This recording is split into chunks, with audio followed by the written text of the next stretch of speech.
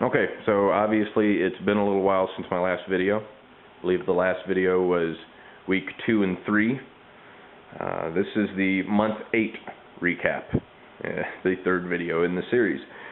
For the better part of the past 6 months or so, I've been out of the country, so haven't really had a chance to work on the car, and obviously haven't had a chance to make any videos. So this is a bit of an update as to where we are with some of the stuff I did before I left and since I've been back. When I left off, I had gotten all the electrical pretty much sorted out. I gotten the headlights to work and the blinkers to work, but I still needed a relay to make the blinkers really actually work the way they're supposed to. And you can kind of see it right there. So that's the new relay I got put in and wired in. And also the hazards didn't work. So and this is going to be difficult to see and it's going to look like trash, but in there is a new hazard relay and switch and fusing and some new wiring for the hazards. Eventually what I'll do is I think instead of getting the actual radio panel that's supposed to go here, is I'm going to build my own. I have a couple designs in my head that I've been throwing around, and that'll house the hazard switch and the relay for the hazards, as well as the indicator light telling you that the hazards are on. And I don't want to put a stereo in there, but maybe some type of hookup for an iPod or something that's kind of hidden in there that I can use to listen to tunes while I'm cruising down the highway. I also said I was going to look at the fuel system, which I did, and pulled the tank out and took it over to a local radiator shop, and for not too much money, they went ahead and dipped it and resprayed it for me, and yeah, it looked great, as you can kind of see.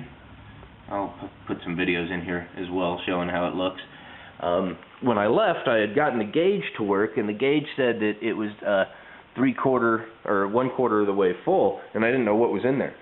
Well, it turns out there was nothing in there other than sediment, and the fuel sender itself was pretty much jammed at 1/4, and it was covered in, oh, I don't even want to know, it was disgusting.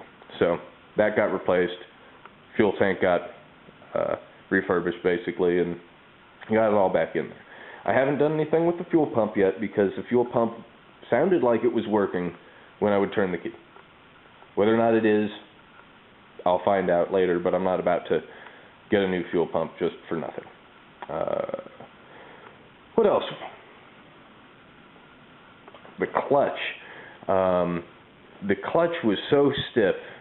You know, I would sit here and push down on the pedal, and it wouldn't move at all.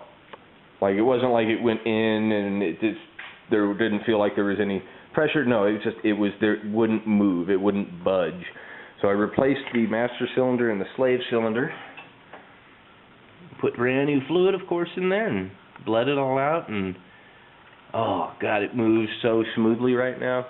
It made me hopeful, and that maybe some things are gonna start working out one step at a time.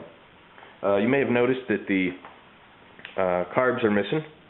I pulled them off and sent them away to get refurbished.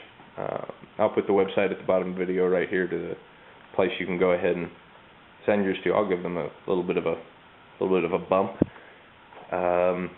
But I could have done it myself. It would have been an interesting project, but I don't have a lot of time or patience, and that would have added another month onto the things that I was doing with this car. And I'm not trying to do a full-on restoration. I just want to make it drivable because it looks like it's fun to drive, and I'm having kind of fun trying to get it to that state. And I thought, you know what, having carbs that are professionally done by someone that really knows the SU carbs is probably a better idea. And it didn't cost too much. So those hopefully should be in within the next 2 weeks, and they will look amazing. They're going to make the rest of this engine compartment look like trash. I was going to work on the brakes, and I still have to work on the brakes, so that's next. But when I pulled off the wheels to bleed the brakes, dun dun dun, yeah, that's not going to be fun. So I'm going to have to pull the whole hub and everything, and if I do that, I might as well change out the bearings, and if I do that, I'm going to have to pull the other hub and change out those bearings. So lots of work ahead, yay. But when I get that done, I am not going to put these rusty old wheels back on there with the Highway Handler 2 tires. Granted, these are old. They look like, oh yeah, they got a lot of tread. This is how old they are. Yeah. If you know what that is, then you know how old those tires are.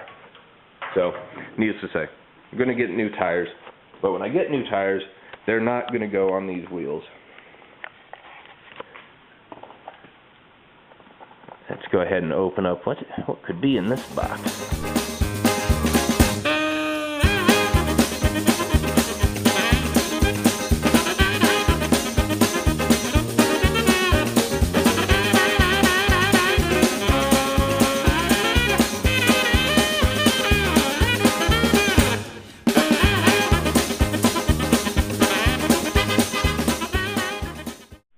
Those are gonna look so nice.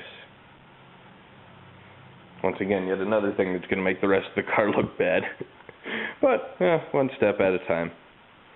Anywho, I thought I'd share where I am with it right now.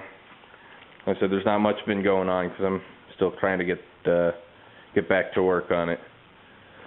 But one step at a time, one step at a time. Oh, I also removed the old Maryland plates, and I'm not going to put another one on the front because it's not required here in Arizona. So I'm not going to mess up the front by putting another plate on there. But I got my new plates in, and it's hard to see them, but they're Arizona historical vehicle plates. So Nigel's official. He's registered and he's legal to be on the roads.